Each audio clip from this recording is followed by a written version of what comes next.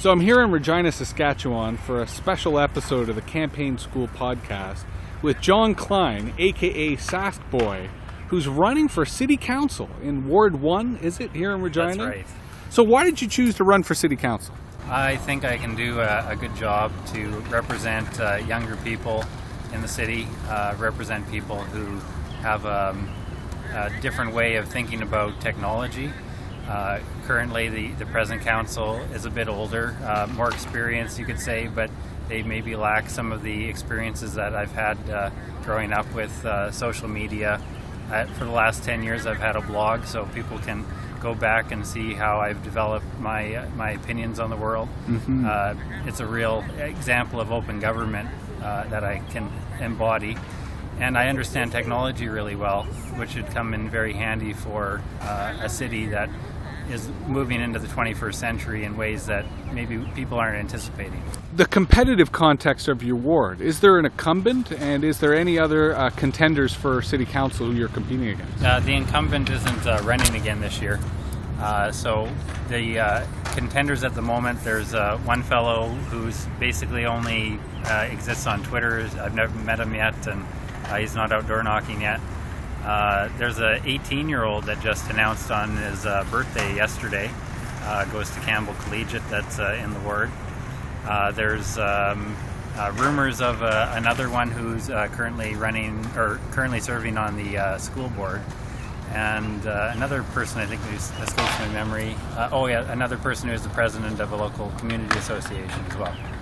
And what's the voter turnout generally in municipal elections here in Regina? 25% of eligible voters tend to come out, wow, which is excessively low, of course. Like, I'm disappointed when a federal election comes along and only 60% are coming out even after voter suppression stuff goes on. So municipally, I've heard that there's 12,500 addresses in my ward, so that means that maybe only 3,000 people will actually come out, which is pretty low for the amount of people that are in the ward. And it certainly suggests that if you could bring new people to the ballot, that you can win.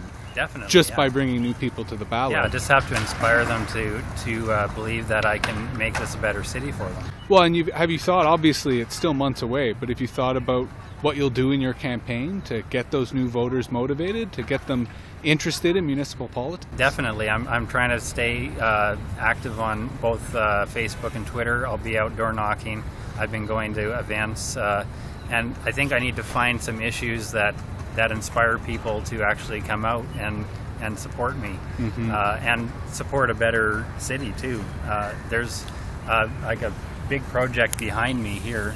It cost a lot of money. It's incomplete in many respects, somewhat unpopular with some people, and I don't think maybe the reason why it's unpopular even is because a lot of people felt that they didn't have direct impact in shaping it. So need to find ways to get people involved in designing the city. In the last few months, I've been participating in Design Regina, which is a project the city administration is running to engage people into designing how you'd like to see the city be in the next 25 years. Mm-hmm. Outside of the city council contest, do you think that there will be a lot of interest in the mayoral race and in other wards? Do you think perhaps that the municipal election as a whole might be exciting enough to, beyond just your race, try to get people involved? I think the majority of people are generally satisfied with how things are, so they're not especially inspired to keep up with municipal politics, so they aren't going to make an effort to change anything when the election comes around, which is part of the reason for the low voter turnout. So it's incumbent upon the people running to inspire them prior to that by talking about changes that are going to make people care, and hopefully inspiring good changes, but there are people talking about changes that might harm the city through getting us into giant debt holes that we won't be able to dig out of, and has harmed other cities that have embarked on mega projects. And certainly as a blogger, you've been sort of a combination of gadfly and activist and critic, doing your best to try to hold power accountable and sort of push on particular issues. If you're elected, will that change? I mean, to what extent will you be, let's say, an activist city councillor Or will you perhaps try to work more within the system rather than sort of pushing on the outside? Obviously, we're getting ahead of ourselves, but can you imagine what it would be like in your first few months as city councillor, what you might try to do to change the tone, let alone the age at City Hall? Well, they're already making some efforts at council meetings to go paperless, which I was glad to see that sort of change. It was a little uninspiring to have paper handed to me as I walked into the chamber during that meeting, but I mean, it was their first attempt.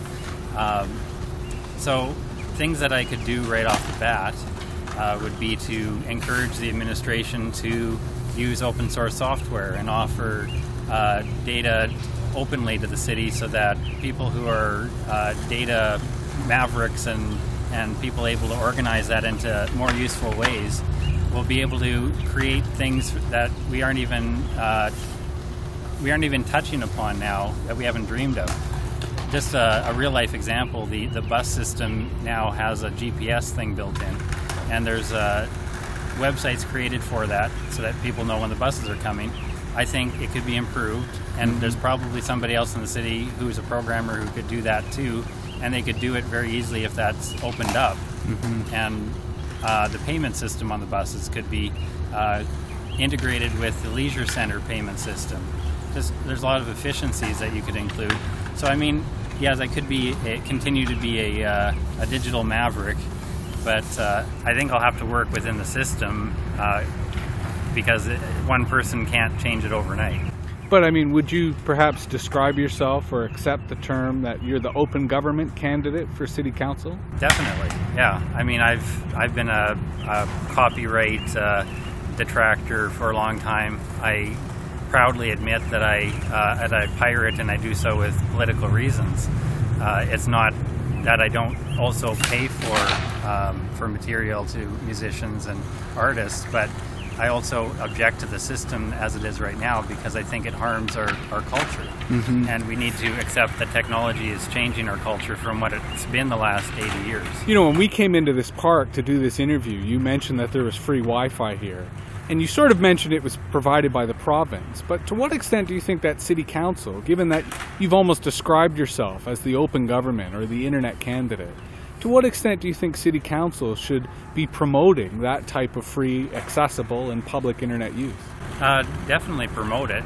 Make it more easy for people to get on Wi-Fi. It doesn't have to be super fast. It just needs to be there to keep the information flowing to people.